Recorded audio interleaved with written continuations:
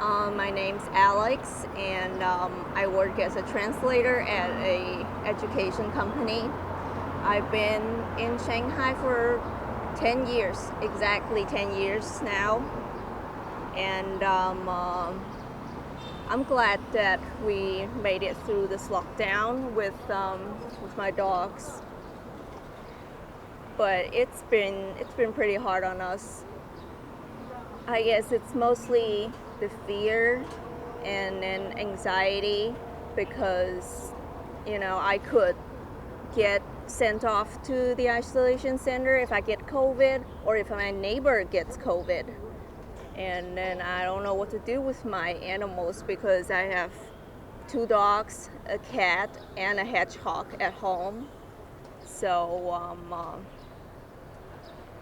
we actually had a positive case in our apartment complex, and then the entire building got shipped off to Zhejiang province.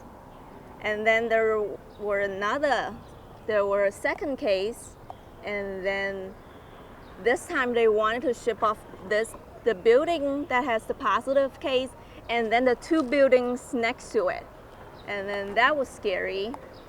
And then people in those buildings also have pets. There's this old lady who has cat that's 20 years old, and it's quite sick and probably in its last days. And they didn't want to get shipped off to an isolation center, and they were talking about putting the cat down because they didn't want the cat to go through all this. But then we fought and argued and protested, and then they agreed to let them just quarantine at home. So that was a big relief for all of us who have pets, because that's probably the biggest concern of me, that I'm not scared of getting COVID. I'm not scared of not getting enough food, but I'm scared that I'll be shipped off and then there's no one to take care of my animals.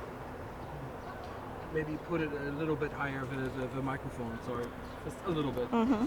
Yeah, that's totally fine. Okay. That's totally fine, thank you. Do you know cases where dog owners, cat owners, hedgehog owners got shipped off, and what happened to their pets? Well, I'm in this WeChat group that's for all the pet owners in this area, and I've seen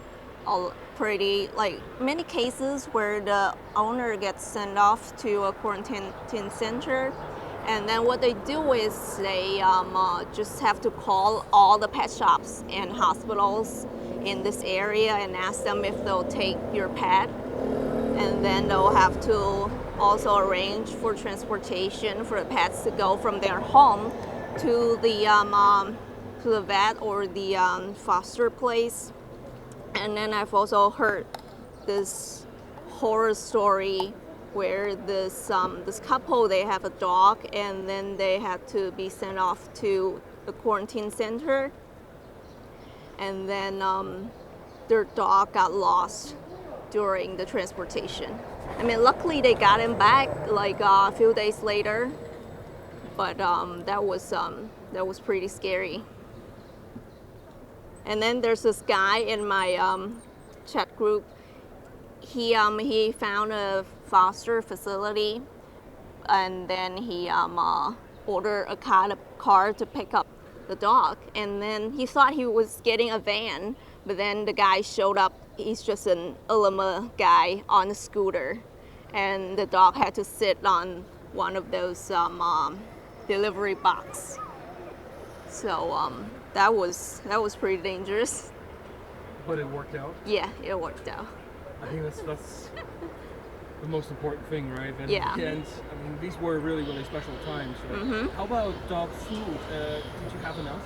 Yeah, I got lucky. I stored a bunch at home: dog food, cat food, and cat litter. I even had extra to give to my neighbors. So 2 of my neighbors reached out and bought some cat food and litter off me. So you guys all became closer in the building, neighbors? Yeah, that definitely brought us all together closer.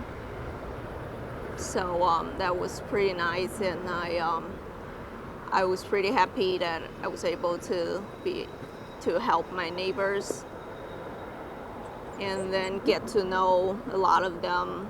That they're just really nice people.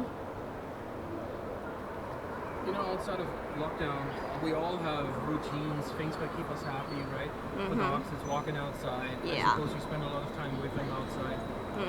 How did that change? What did you guys do? Well, technically, we're not allowed to leave our house, but I would still sneak out in the middle of the night to walk them in the neighborhood, in the apartment complex. And sometimes I would just run into other neighbors who are also sneaking out in the middle of the night. And then the dogs would get excited and bark and want to play, and then we would disperse because we didn't want to attract any attention. It was kind of like secret agents running into each other and then getting recognized. And I think I was pretty lucky and also privileged to have a yard. And then so they were able to also do their business in the yard. And they would be able to get some fresh air.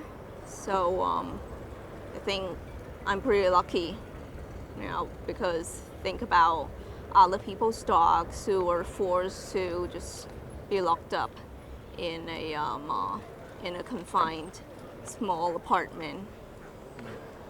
For the record, they're getting excited now because there's another dog showing up here. How did your feelings change during the lockdown? What was it like in the beginning, and how was it later? Well, I think at the beginning I was just very anxious, and I was on social media all the time, just looking for new information about food, about delivery, about when all this is gonna end. But then as time goes by, and I'm just like, it doesn't even matter now. I've already formed a routine of lockdown, and I don't even want to get my hopes up and get excited about possible policy change or anything. So I guess it's quite scary how people get used to certain routine, and then you stop fighting, and then you think this is the new normal now. I can live with this. And social media in itself is having quite an effect on one as well, right? Well, it's not good for your mental health, definitely. How so? Because you're in some kind of compulsion, and then in the middle of the night you're just still up on your bed doom scrolling, like looking for all the bad news or like rumors and stuff, and then I guess you just get pulled into this fear that's very hard to get out of. So but it's totally understandable because there are so many uncertainties, and you definitely need some reassurance, and you need to know that there are people out there feeling the same as you do. But I'd say I'll probably stay off social media for a while. How did your professional life change? It didn't change that much because most of our work can still be done online. And but the company did say that it was impacted, but they're still pretty optimistic about the future. So hopefully that my company doesn't go out of business. Well, then maybe tell me, how do you feel about the next 6 months, maybe something like that? I mean, the lockdown is lifted now, but I think I will still be living in that constant fear and anxiety that I could get COVID, and then my dogs will have to go into some kind of foster facility, and I'll still be have to be ready all the time to deal with all these things.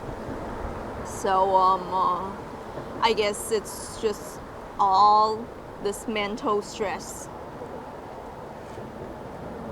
What do you do to avoid or to prepare for that? I think it's kind of hard to prepare for anything because everything's changing so constantly. So I think I'll just stay in my pet owner WeChat group and then just see what's the latest update on foster facility and then transportation. And I'll just have to. I know I will be able to handle it. I know I can do it, but and I do have a plan, and I have people in the group who supports me. But it's just it's something that's hanging over your head all the time.